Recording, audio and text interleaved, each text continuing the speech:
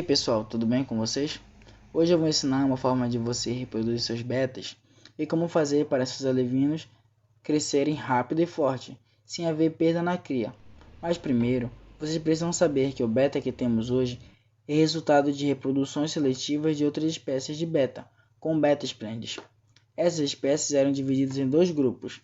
O primeiro grupo era composto por beta splendes, que tinha as caudas longas e a nadadeira traseira em um formato caído, e a coloração era o corpo cinza, com barbatanas vermelhas com detalhes azuis, para que ele pudesse se camuflar na água em meio aos matos e raízes. E seu rabo lembrava bastante o do velteio. O outro era o beta imbelis, que tinha a cor verde e preta, e a barbatana traseira redonda, e vai afinando até o centro. O outro é o beta esmaragdina, que tem a cor cinza com tons verdes, e sua nadadeira lembra o do delta. O outro é o beta machainensis, tem a cor preta com escamas verdes e barbatanas azuis, brilhosas e vermelho. A sua nadadeira traseira lembra muito a do Halfmoon, sem contar que a nadadeira ventral, que na ponta tem uma cor clara brilhosa, que lembra alguns betas.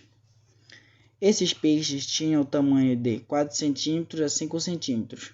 Outro grupo de beta bélica, que era formada por beta bélica, que tem o corpo mais longo e cores marrom e verde. Sua cauda é curta. O outro é o beta cimorum, com corpo longo e cor cinza, amarelado, escamas verdes e barbatanas em tons escuros. E esses betas podem se cruzarem com os anteriores, dando a origem a híbridos férteis que podem chegar a 9,5 cm, e a reprodução desses dois grupos deu origem ao beta gigante, já que os híbridos tendem a ser maior que seus pais. E um exemplo disso é o ligre, um filho de leão com tigre, e com os betas não é diferente, já que um beta do tempo atual chega de 6 cm a 7 cm, enquanto o gigante chega de 11 cm a 7 cm. E para saber como tudo isso chegou ao lindo beta splendid que temos hoje, temos que entender que cerca de 200 anos, mais provável que tenha mais de 200 anos, que ele foi descoberto por camponeses que cultivavam arroz na Ásia. Esses camponeses acharam divertido a forma de como eles lutavam para defender seus territórios.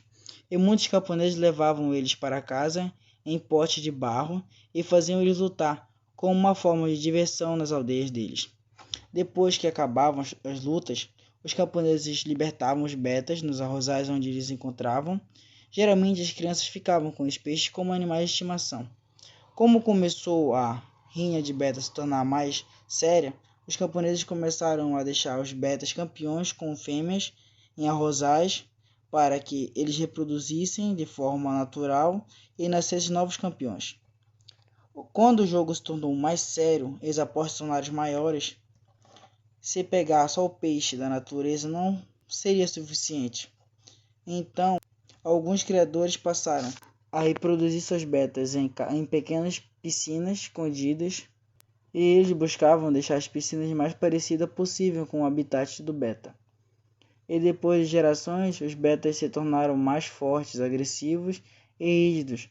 Assim, os criadores tinham total vantagem contra aqueles competidores que pegavam seus betas na natureza.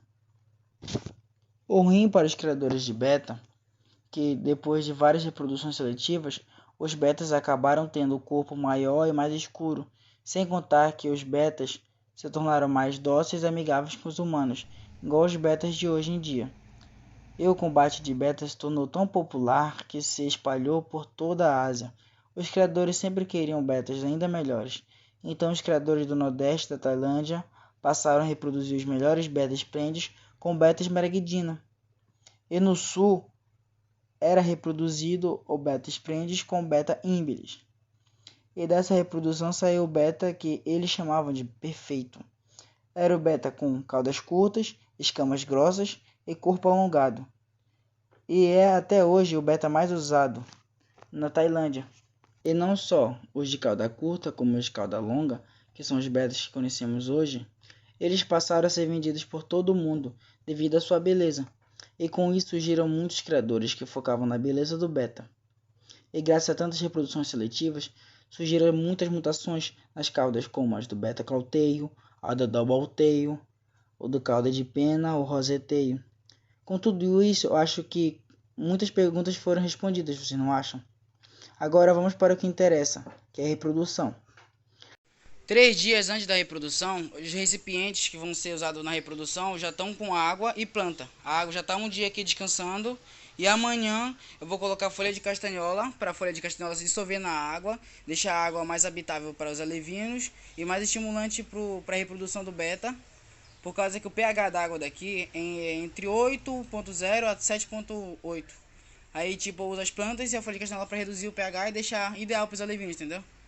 Sem contar que as folhas de alface já estão descansando, descansando na sombra, para que daqui a 3 dias mais ou menos eu possa fazer infusórios, já que os infusórios vão ser os primeiros alimentos dos alevinos nos primeiros 15 dias. Os machos, todos os machos que eu vou usar para reprodução, eles estão se alimentando com bastante proteína e as rações adequadas, que é aquela proteína que eu ensinei como se faz, que eu vou deixar o link na descrição. As fêmeas também estão sendo bem alimentadas com proteína para produzir mais óvulos. E a água está sendo descansada, eu tenho bastante água lá embaixo. E água que essa água vai ser usada para fazer o TPA. Por causa que, como eu falei, que os alevinos eles soltam muito, os alevinos de beta soltam muito eles soltam muito hormônio que impedem que os outros cresçam. Então, é bom você fazer o TPA todo santo dia, entendeu? Aí por isso que a água está descansando e com folha de castanhola, para que quando eu fazer o TPA ela vai estar ideal e não vai ter mudança drástica de pH e nem vai atingir os alevinos, entendeu? Pessoal, 2 dias antes da reprodução, a água, como eu falei, está descansando. Eu vou colocar um pouco de folha de castanhola para deixar a água bem melhor e adaptável para os alevinos e mais estimulante para os adultos, como eu falei. Aí uma coisa que é muito importante é isso aqui, ó, termômetro. Porque a temperatura ideal para os alevinos ou para o beta em si próprio é entre 22 a 29 graus. Deixa eu mais ou menos contar a temperatura aqui da água. Tá em... cadê? 29. Porque aqui é o Pará, então aqui é quente. Só que quando chove faz muito frio, principalmente durante a madrugada. Então uma ótima forma de você aquecer a água é você usar lâmpada incandescente. Aí eu comprei uma e comprei qual é o nome? Eu fiz um adaptadorzinho aqui doido pra ligar a lâmpada. Tipo, o meu plano era não usar vasilhas, porque quanto maior o recipiente, mais a temperatura da água preservar, entendeu? Por isso que é bom você usar cada vez quanto melhor o lugar, maior o lugar, melhor. É sempre bom uma tampa para manter a temperatura, entendeu? Não precisa tampar tudo, só uma parte. Tipo, olha aqui, ó. Os meus betas, eles vivem em isopores, que preservam a temperatura. E durante a noite eu coloco a tampa. Só que o dinheiro não deu para comprar os isopores grandes, porque tava muito caro. Então foi isso que deu pra me fazer. Um dia antes da reprodução. Como eu falei, ia colocar folha de castanhola. A água ficou bem amarelada. E tá ideal. A fêmea tá na vasilha lá, protegida do macho. Eles vão ficar, tipo, são 5h43. Vão ficar aqui até amanhã de manhã, mais 8 horas eu libero a fêmea. Não é necessário muito tempo. Um dia pro outro é suficiente para eles se adaptarem e reproduzirem, entendeu? Aí cada casal que eu escolhi foi de características de cores parecidas, que vão herdar genéticas, pode assim, parecidas para gerarem betas com características que eu quero, entendeu? Tá, 2 dicas que vai ficar. Uma é tipo, sempre quando você for reproduzir os betas, é bom você colocar um plástico ou um isoporzinho, que é onde o macho vai fazer ninho de bolha. Eu não vou usar nenhum plástico nem isoporzinho, porque provavelmente eles vão fazer as bolhas perto de uma planta ou algo assim. Por isso que daqui as plantas, para ser uma forma tipo mais natural. E como eu falei, as folhas de alface já estão bem sequinhas, viram? Eu vou deixar secar mais um dia e eu acho que depois de amanhã eu vou fazer os infusórios. E como eu falei, rende pouco, por isso que tem que ser bastante folha de alface. Algumas dicas, tipo, geralmente quando você for reproduzir um casal de beta, às vezes tem casos da beta ser bem estressada ou eles não darem muito certo, entendeu? Porque eles escolhem, pode dizer assim, um par deles. Mas se você fazer, tipo, os seus betas se verem todo santo dia, um pouquinho, uns 10 minutos, todo dia, eles vão acabar se acostumando um com o outro. E quando você for fazer reprodução, vai ser bem mais fácil, entendeu? Vocês sabem que o beta é um animal inteligente. Sem contar que quando os filhotes nascerem, quem vai cuidar vai ser o pai. Durante 3 dias, então não é muito recomendável você alimentar o beta, porque ele não vai comer, entendeu? Ele só vai querer saber de cuidar dos filhotes. E é ótimo você evitar que pessoas estranhas cheguem perto dos ninhos, por causa que o beta é um animal inteligente, então ele reconhece o dono dele. E se caso chegar gente estranha, ele vai pensar que a pessoa vai querer matar os filhotes dele. E para evitar que as pessoas matem os filhotes deles, vão acabar comendo. Por isso que acontece casos de betas que comem os filhotes próprios, entendeu? Não é vezes que o beta é ruim, sim, por causa que ele tem medo de você matar os filhos dele. E ele acaba matando pra não ter risco dele matar. É natureza, pô, natureza. É por isso que é bom você, vamos dizer, ter contato com o seu beta, interagir com ele, entendeu? E pessoal, em relação à genética do beta, tipo como ter filhotes de características boas, colorações boas, eu vou fazer um vídeo sobre isso. Eu tenho estudado bastante mesmo, eu tenho uma experiênciazinha já.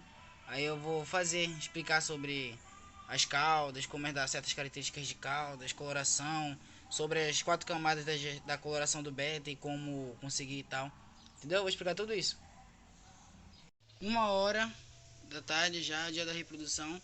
Todos eles já fizeram ninho de bolha já. O Todoroki ele não quis fazer nas plantas, então eu resolvi botar um plástico que aí ele fez. De manhã cedo ele não tinha feito, ele fez agora. Ó, todos eles aqui ele fez um ninho debaixo da folha ali. O Atlas, ele fez um ninho aqui e fez outro bem aqui assim. Aí eu vou... Daqui a pouco eu vou soltar eles e vamos ver o que vai dar certo. Pessoal, a reprodução do beta dura de 20 a 40 minutos.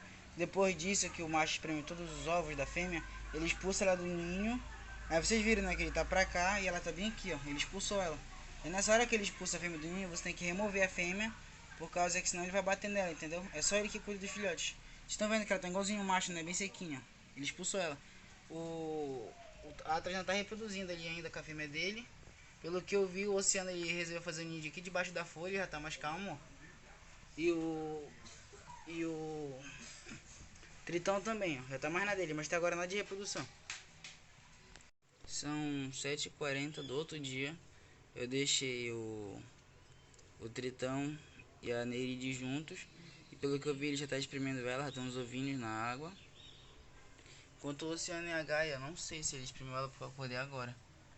Mas pelo que eu vi, parece que já dá um melhorzinho.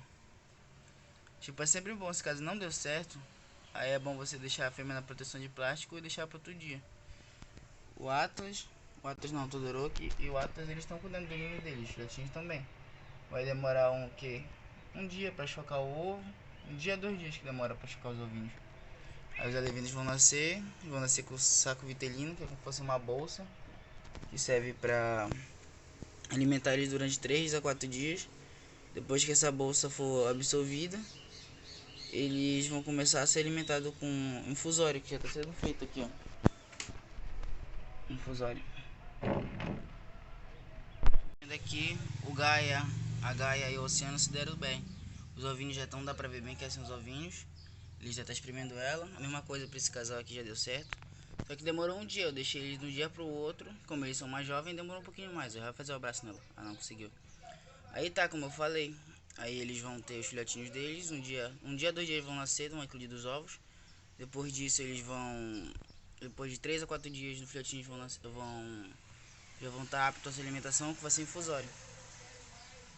Como o vídeo já está muito longo, eu vou deixar algum tempo aqui se gravar. Eu vou gravar só quando for fazer o TPA, que eu vou ensinar a fazer o TPA, e quando alimentar. Aí daí eu vou fazer uma segunda parte. Já acabou a reprodução aqui do Tritão, já separei ele da Nereide. Ela tá ali pro canto, eu tirei. Tá a mesma coisa, tá ali o Oceano lá no ninho. E já expulsou aqui a Gaia, ó. Então, pessoal, como eu falei, o melhor que você pode fazer é evitar que pessoas desconhecidas cheguem perto, pra não assustar o macho, viu? Pessoal, como o vídeo já tá bem longo, eu vou dar as últimas dicas. Tá vendo aqui a adaptação que eu fiz, ó? A lâmpada incandescente. Ela só é boa, pode dizer assim, pra você usar quando tiver em lugares frios, se for o caso do seu estado. Ou se a água estiver muito fria, que nem eu falei que é essencial um termômetro, como eu tô usando. A temperatura aqui do termômetro é 29 graus, isso é bom. Que a temperatura ideal é entre 22 a 29 até 30 graus. Então não tem necessidade de usar a lâmpada incandescente para esquentar água. E se caso tiver necessidade no seu caso, é ótimo você, durante a noite, usar um pano preto. Aí você cobre a lâmpada com pano preto, dá um jeito lá. Aí, tipo, por causa que os beta, eles são peixes que dormem. Então, se você fazer lâmpada durante a noite, mesmo os alevinos, vai estressar muito eles, provavelmente vão morrer de estresse, entendeu? Outra dica, quando você for escolher um casal para reproduzir, evite escolher betas que sejam irmãos. Tipo, compre de um fornecedor e depois compre em outro lugar de outro fornecedor, mas tenha características que você quer.